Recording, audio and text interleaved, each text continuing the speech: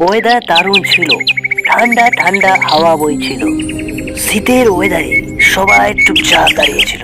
এই শীতের ওয়েদারে সবাই নিজের নিজের কাজে ব্যস্ত হয়েছিল। পেঁচা কাকা যে জঙ্গলে বাচ্চাদের পড়াতো, তিনি এক মনে একটি বই পড়ছিলেন। পেঁচা কাকা তার চোখে চশমাটি উপরে তোলে আর চোখ গোল গোল ঘোরাতে ঘোরাতে জঙ্গলে বাচ্চা, আরে রে, জঙ্গলের জন্তুর বাচ্চাদের। সব বাচ্চারা চুপচাপ হয়ে যাও। কেন এত চেঁচামেচি করছো তোমরা? পড়াশোনা করো তোমরা।